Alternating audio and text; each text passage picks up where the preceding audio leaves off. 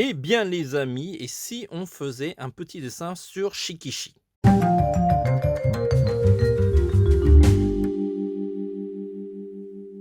Hello les amis, j'espère que vous allez bien. Je suis Vanuita, je suis auteur-illustrateur depuis plusieurs années. Je réalise des ouvrages de dessin manga comme ceci. Je vous mettrai les liens en commentaire si ça vous intéresse. Et donc à chaque fois que vous achetez ces ouvrages, non seulement vous me soutenez dans mon travail, mais en plus vous apprenez à dessiner, ce qui est assez top. Alors aujourd'hui, on va dessiner sur Shikishi, c'est un support de dédicace japonais qui est hyper classe parce qu'il est doré tout autour. On va dessiner sur le Shikishi de la marque Graphite, même si on vend aussi des Shikishi qui sont du Japon. Je crois aussi que pour la marque Graphite, qui sont aussi fabriqués au Japon. Et donc, pour cette vidéo, on aura besoin d'un Shikishi. Pour dessiner, je vais utiliser des mines rouges japonaises. Ce sont des mines qui s'effacent hyper facilement. On aura aussi besoin d'un porte-mine. Alors là, c'est un porte-mine de la gamme incassable d'Elguard de la marque Zebra. On en vend dans notre boutique aussi. J'aurai besoin de gomme bloc, j'en ai deux, et d'une gomme électrique pour gommer de manière précise.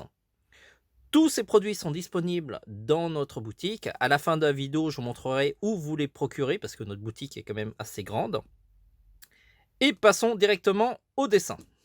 Alors, on va ouvrir le Shikishi. Alors, normalement, on doit avoir un truc autocollant, voilà, qui est là. Je vous conseille de garder la pochette en plastique, ce qui permettra de ranger le Shikishi après. Même si ça perd de son autocollant, on mettra un petit bout de scotch pour ça. Sinon, on vend aussi dans notre boutique des pochettes de protection, si ça vous intéresse, qui sont adaptées pour chaque Shikishi. Alors, on voit le Shikishi qui est une planche blanche dorée tout autour. Derrière, c'est jaune.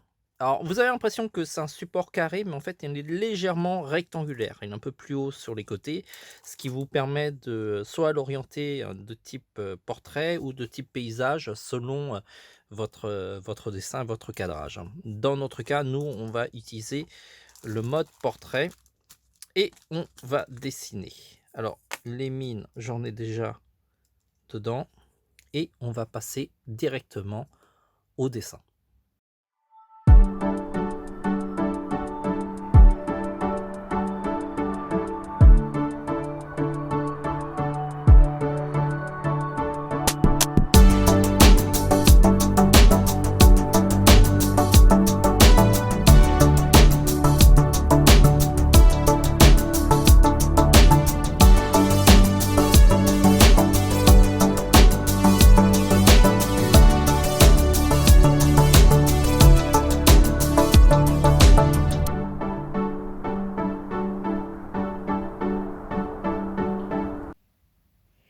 Voilà, la première étape du dessin est réalisée.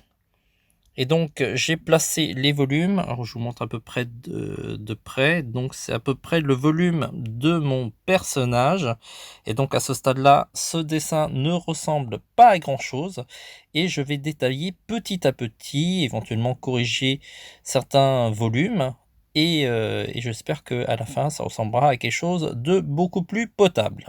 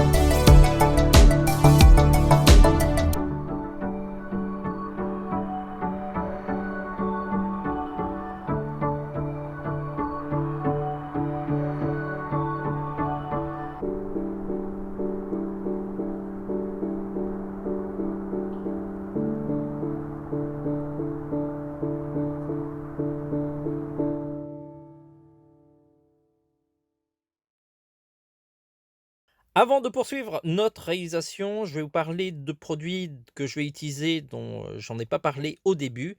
C'est la règle roulante que je vais utiliser pour tracer des traits parallèles sur mon dessin et ça et c'est hyper facile, hein, parce qu'il suffit de faire glisser la règle sur votre dessin et vous obtenez des traits parallèles hyper facilement. Ensuite, comme je vais gommer, il va falloir que j'enlève les copeaux et je veux éviter de mettre ma main, ma paluche hein, sur le dessin qui pourrait un petit peu dégrader les traits. Alors soit vous utilisez un pinceau et vous enlevez délicatement les copeaux de votre dessin et sinon vous avez ma méthode, c'est une technique de flemmard. J'ai un aspirateur de bureau que voici, qui est aussi dans notre boutique et il suffit d'aspirer sur votre dessin et vous enlevez ainsi le copeau. Ça, c'est vraiment la technique de feignant comme moi. Sinon, je vous en ai pas parlé, mais il existe plusieurs tailles et de modèles de Shikishi. Vous avez le petit qui est là, un rectangulaire. Chose dont je suis assez fier, vous voyez ces deux illustrations, c'est moi qui les ai réalisées, hein. Il y a marqué TVH Land dans le packaging et ces deux-là, c'est, l'une de mes consoeurs qui s'appelle Virginie Siveton, j'espère que je le prononce bien. Je vous donnerai son lien, sur Instagram pour mater un petit peu ses œuvres. Elle fait des dessins sublimes et hyper sexy, des pin-up, comme par exemple. C'est tout à fait le genre de dessin qui me plaît très bien. Voilà, poursuivons cette réalisation et on se revoit à la fin pour que je fasse un petit bilan.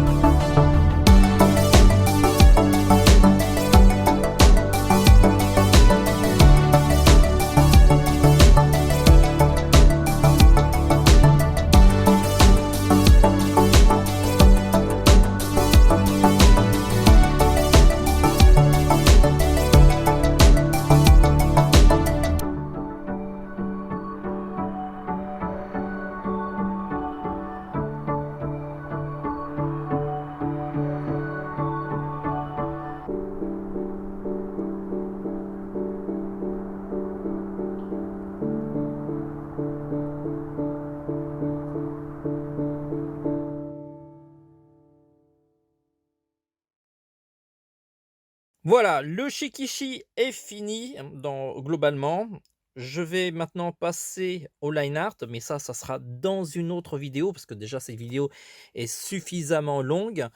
Je vais vous détailler un petit peu où on peut trouver tout le matériel dans notre boutique. N'oubliez pas, si cette vidéo vous a plu, de liker, de disliker, de faire des commentaires. Éventuellement, ça m'indiquera qu'est-ce qui vous intéresse, qu'est-ce que je devrais développer dans les prochaines vidéos.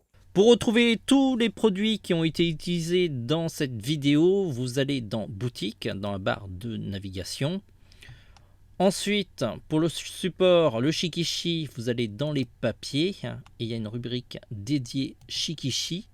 Et là, vous avez plein de Shikishi, dont ceux de graphite que je vous préconise. Évitez pour les feutres d'utiliser ceux en aquarelle, ces deux-là.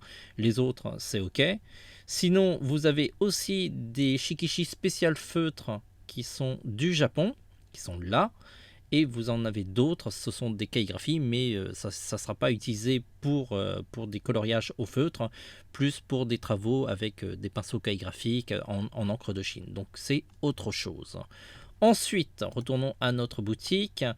Vous avez les porte-mines de la gamme incassable. Alors, il y a plusieurs tailles, mais nous, on utilise du 0,5. Il y en a aussi en 0,7. Cliquez dessus. Et il y en a deux qui se bataillent la gamme des incassables. Vous avez le Orenz, qui est très très bien. Un petit peu difficile à utiliser parce qu'en fait, il faut mettre la mine d'une certaine manière avant de travailler. Après, c'est hyper facile. Sinon, si vous voulez utiliser un porte-mine incassable comme tous les autres porte-mines, vous avez la gamme Delguard de la marque Zebra qui fait très très bien le job. De toute façon, les deux porte-mines de la gamme incassable sont tous les deux japonais, donc c'est plutôt de la qualité. Ensuite, au niveau des mines de couleur, vous allez dans les mines. Il y en a qui sont en graphite, qui sont toutes au-dessus. C'est ceux qu'on dessine en règle générale, en gris. Et sinon, pour mes dessins, mes croquis, j'utilise surtout des mines de couleur en 0,5. Vous avez aussi en 0,7. Et ce sont ces mines-là qui sont hyper faciles à effacer. C'est pas la même chose que les mines que vous trouvez dans les boutiques d'art en Europe, où en fait c'est des mines de crayon de couleur et ça se gomme hyper mal.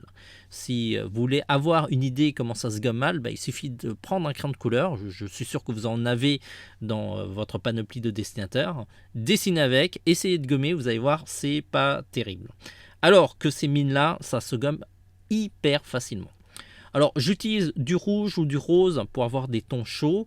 Je sais aussi qu'il y a des dessinateurs qui préfèrent mieux des tons froids. Et là, auquel cas, il faudra plutôt opter sur du bleu clair ou du bleu. Ensuite, on retourne à la boutique. Pour les gommes, j'utilise une gomme bloc. Vous avez les monos de ce côté-là. Sinon, vous avez aussi les gommes électriques pour la précision. Et même des gommes de précision qui sont assez pratiques. J'avoue que comme je suis un petit peu feignant, je préfère mieux la gomme électrique. Vous avez celle de Tenwin qui est très très bien. Et vous avez en bas, vous avez l'aspirateur de bureau que j'utilise. En ce qui concerne la règle roulante qui est assez utile, vous allez dans les règles. Et là, vous avez la fameuse règle roulante. Il y en a en version petit de 16 cm. Et sinon, celle que vous voyez dans la vidéo, c'est celle à 30 cm. Je crois que j'ai fait le tour de tous les produits que j'utilise dans la vidéo. N'hésitez pas à me rappeler si j'en ai oublié. J'espère pas. On se dit à très vite. Et si vous achetez chez nous, on sera ravis de vous fournir en matériel d'art plastique.